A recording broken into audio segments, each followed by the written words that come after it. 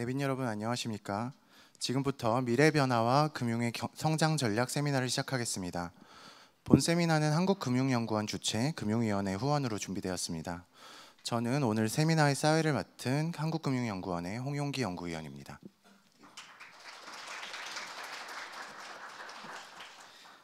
오늘 세미나는 개회사와 기조연설로 이루어진 오프닝 세션이 끝난 이후 총 3개의 세션이 이어질 예정입니다. 각 세션은 총 50분으로 15분간의 주제 발표가 있은 이후 패널 토론으로 이루어질 예정입니다. 주제 발표가 이루어지는 동안 참석자분들께서는 입장하실 때 배부해드린 QR코드를 통해서 질문을 보내실 수 있습니다. 다만 시간 관계상 원활한 진행을 위해서 현장 질문이 많거나 혹은 패널 토론이 길어질 경우 현장 질문을 일부만 전달드릴 수 있음을 양해해 주시면 감사하겠습니다. 그럼 먼저 이항용 한국금융연구원 원장님의 개회사가 있겠습니다. 이항용 원장님을 박수로 연단으로 모시겠습니다.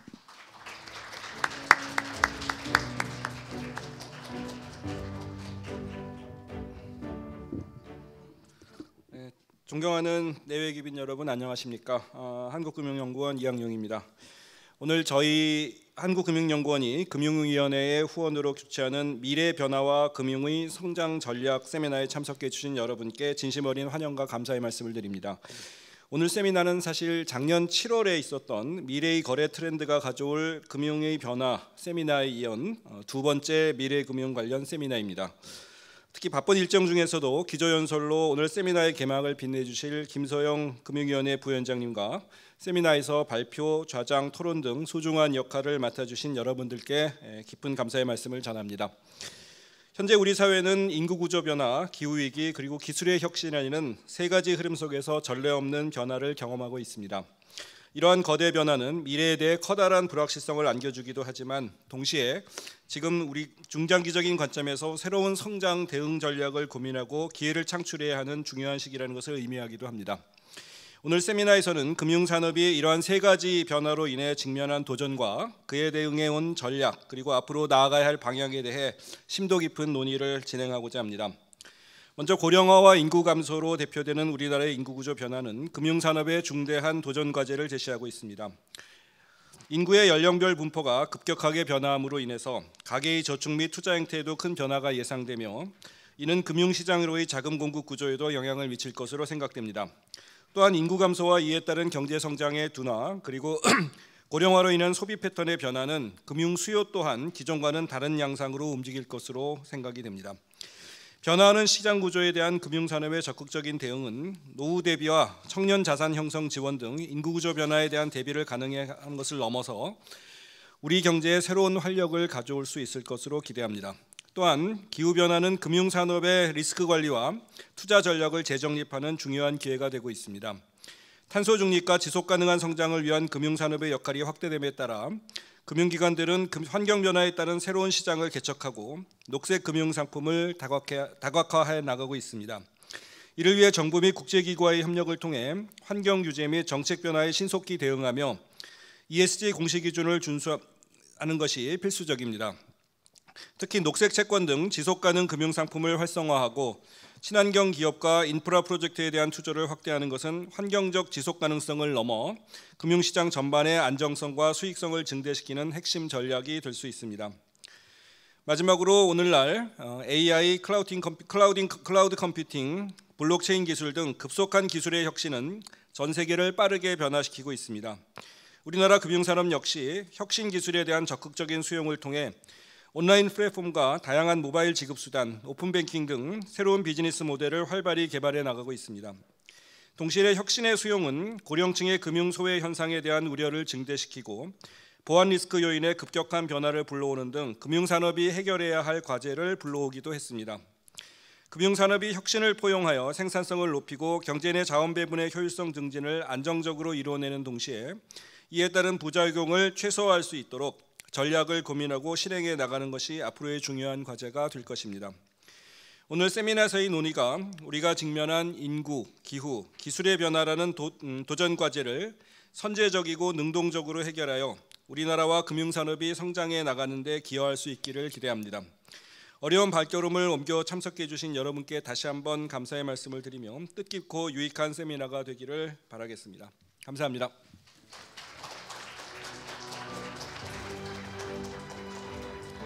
네, 이항용 원장님 감사드립니다. 다음으로 김소영 금융위원회 부위원장님을 모시고 기조연설을 들으시겠습니다.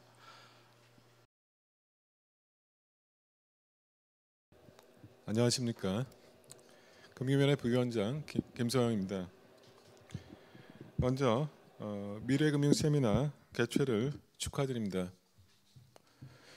이 자리를 마련해 주신 한국금융연구원 이항용 원장님과 발제 및 토론에 참석해 주신 모든 분들께 감사드립니다. 지금부터 오늘 세미나 주제인 미래의 변화와 금융의 대응 전략에 대해서 말씀드리겠습니다.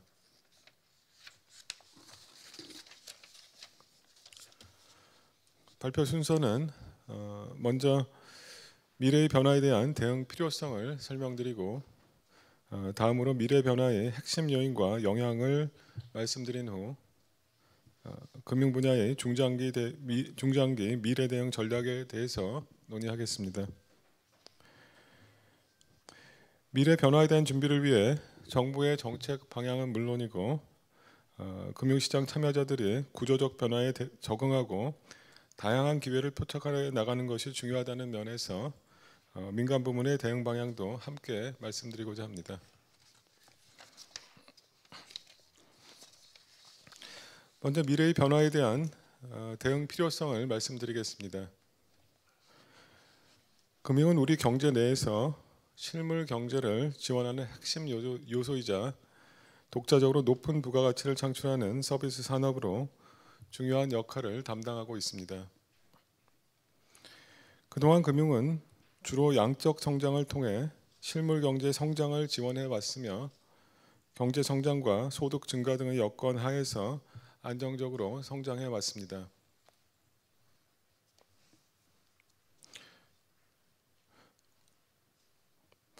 하지만 인구구조, 기후변화, 기술 혁신과 같은 미래의 거대한 변화의 흐름은 금융의 질적인 변화를 요구하고 있습니다. 금융이 경제의 생산성을 제고하는 데 기여하는 보다 적극적인 역할을 할 것을 요구받고 있으며 금융산업이 새로운 경쟁력을 확보해야 할 필요성도 커지고 있습니다.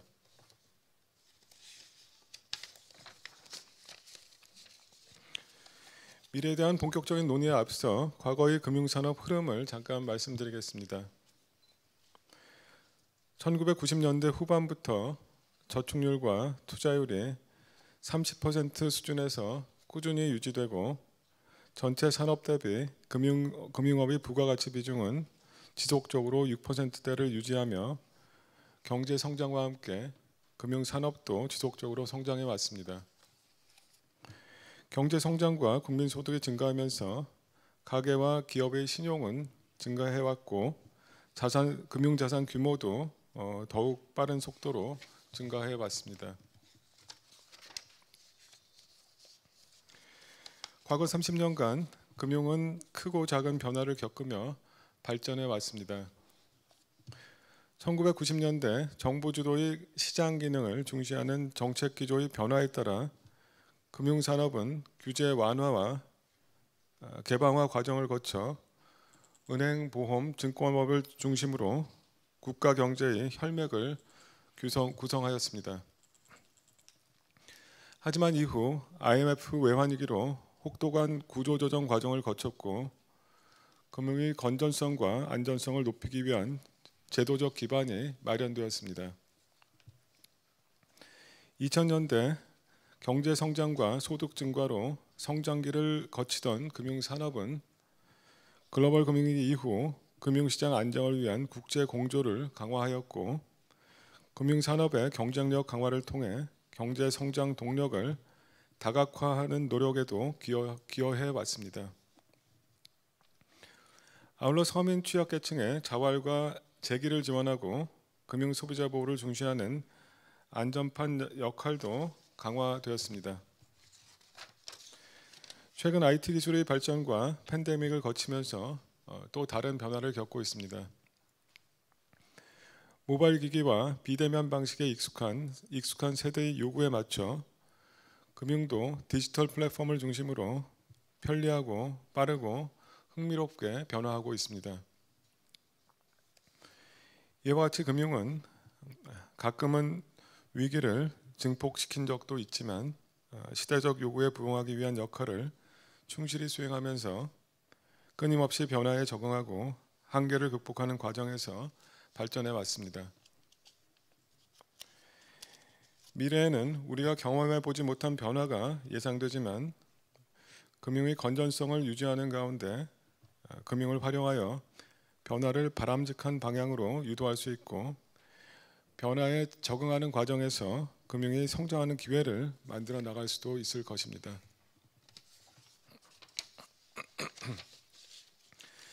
이번에는 미래 변화의 핵심 요인과 전망을 설명드리겠습니다. 인구 구조와 관련해서는 저출생 고령화로 생산 연령 인구 비중이 감소하는 현상이 변화의 주된 모습입니다.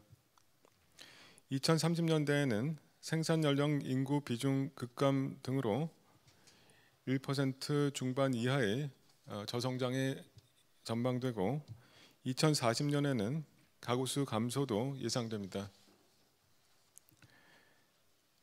기후 변화와 관련해서는 2050년 탄소 중립 목표 달성을 위해 글로벌 규제가 강화될 것으로 예상되며 아무런 대응이 없다면 이상 기후로 인한 위험이 확대될 것입니다.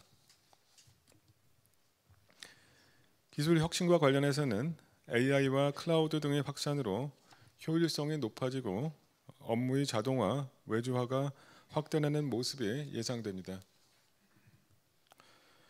중장기적으로 또 다른 새로운 기술의 발전으로 경제 시스템과 인프라가 완전히 달라질 수도 있습니다.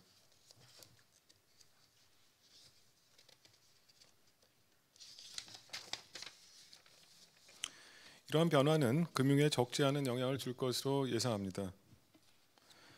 향후 5년간은 인구 구조 변화, 기후 변화, 기술 혁신에 대응한 새로운 금융 수요가 증가하는 금융의 전환점이 될 것입니다. 이후 2030년대에는 생산 연령 인구 비중 급감, 기후 규제 강화, AI 등 기술 활용으로 금융의 변화가 본격화될 것입니다. 2040년대와 2050년대에는 그간의 대응에 따라서 위기가 확산될 수도 있고 금융이 고도화된 모습일 수도 있습니다.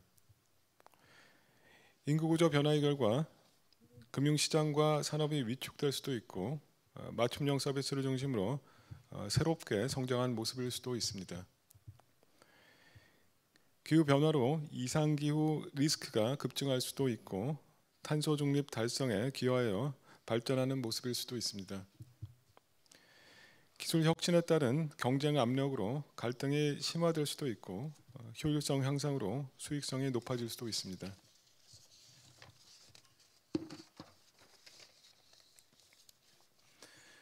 향후 금융의 역할이 확대되고 금융산업 환경도 변화할 것으로 예상합니다.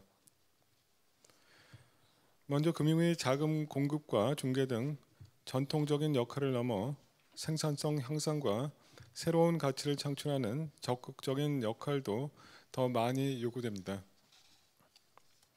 가계 부문에서는 자산 형성 및 관리 기능이 중시될 것이고 기업 부문에서는 자금의 흐름을 유도하여 성장 분야를 발굴하는 등 산업 성장에 기여하는 역할이 요구되고 있습니다.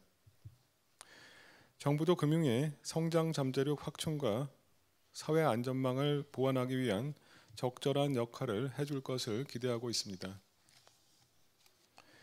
금융산업 환경의 변화도 예상됩니다. 금융산업 기반은 약화되고 경쟁 압력이 증가하면서 새로운 성장 기반을 마련하는 노력이 필요해지고 있습니다.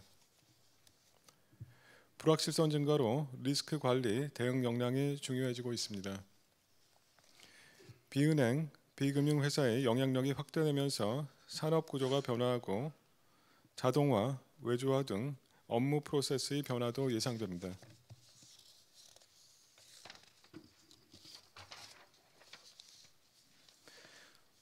다음으로 미래의 변화에 대응하여 금융의 역할을 확대하고 금융의 경쟁력을 강화하는 대응 방안을 세 가지로 나누어 말씀드리겠습니다. 먼저 완화 전략입니다. 이는 금융을 활용하여 변화의 속도를 늦추거나 변화의 충격을 완화하는 대응 방향입니다. 그 다음 적응 전략입니다. 이는 미래의 변화에 대응하여 기존의 금융을 고도화하는 대응 방향입니다.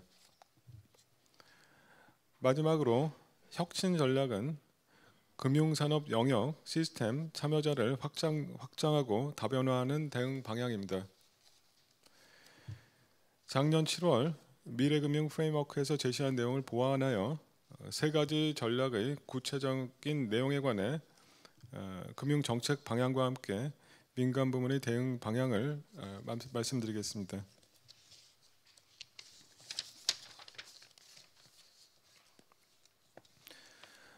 먼저 완화 전략은 금융을 활용하여 변화의 속도를 늦추거나 변화로 인한 부정적 충격을 완화하기 위한 대응 방향입니다.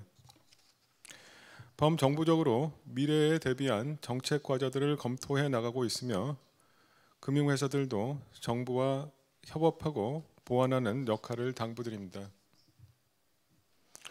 미래 대응 과제에 대한 재정, 세제, 정책금융 연계 노력을 지속하겠습니다. 청년층 자산 형성, 국민의 자산 수익률을 높이기 위한 정책 지원과 함께 기후변화 대응, 첨단 전략 산업 등 분야의 정책금융을 확대해 나가겠습니다. 미래금융을 위한 금융서비스 활성화 기반도 마련해 나가겠습니다. 주택연금과 사적연금 시장 활성화, 노후지원 보험서비스 확대, 녹색금융 관리체계 확립을 위한 논의도 지속해 나가겠습니다. 이와 관련하여 금년중 청년도약계좌 수익률 제고, 노후지원 보험서비스 활성화, 첨단전략 산업 분야 정책금융 공급 확대 등을 추진 중입니다. 금융회사들도 미래 대응을 위한 금융서비스 활성화, 금융 소비자 보호 강화 등을 위해 힘써 주시기 바랍니다.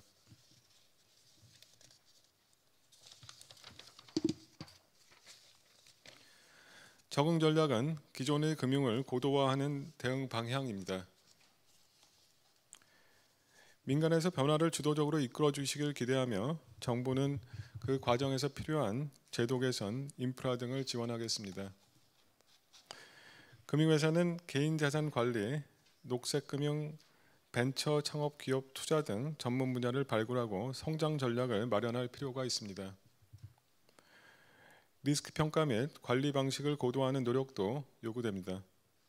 금융, 비금융 데이터를 활용한 다양한 신용 평가 방식의 적용, 기술금융 내시화 등 방안을 고려할 수 있을 것입니다. 금융회사의 조직과 인적 자원 관리에 대한 고민도 필요합니다. 새로운 업무 수요와 함께 업무 자동화, 외주화 가능성을 고려하여 중장기 전략을 고민해야 할 것입니다. 정부는 금년 중 금융투자 산업 고도화, 디지털 금융보안 법제 등을 구체화해 나갈 계획입니다. 또 기존 규제의 개선과 공동 인프라 확충 노력을 지속하겠습니다.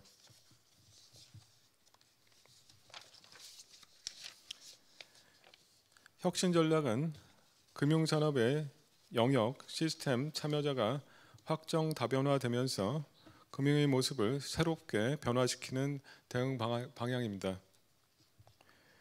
민간의 창의적인 아이디어가 혁신의 물꼬를 트고 제도 개선과 사업화로 이어져 새로운 기회의 창을 열 수 있도록 샌드박스 제도 고도화, 금융업 진입 규제 합리화 등 노력을 지속해 나가겠습니다.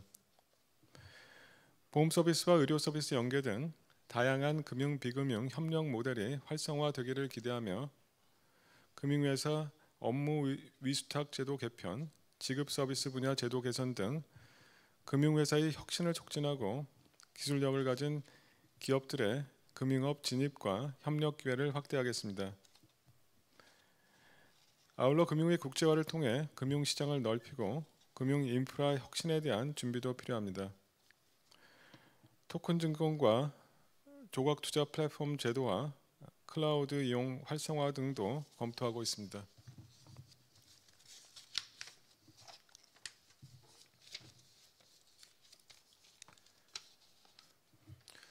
변화를 의미하는 change라는 단어에서 한 글자만 바꾸면 기회라는 의미 chance가 됩니다.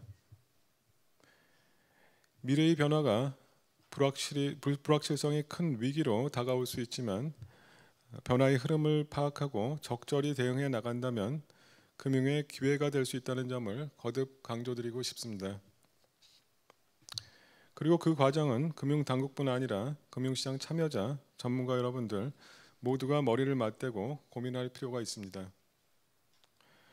오늘 이 자리가 금융의 성장 전략을 마련하는 나침반이 되기를 기대하며 앞으로 이어지는 분야별 세션에서 참석하신 모든 분들의 기탄 없는 의견과 아낌없는 조언을 부탁드립니다.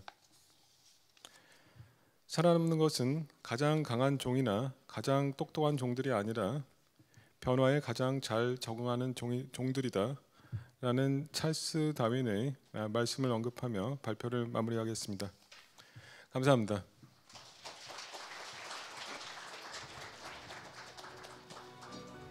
네, 기조연설해 주신 김소영 금융위원회 부위원장님께 다시 한번 큰 박수 부탁드립니다.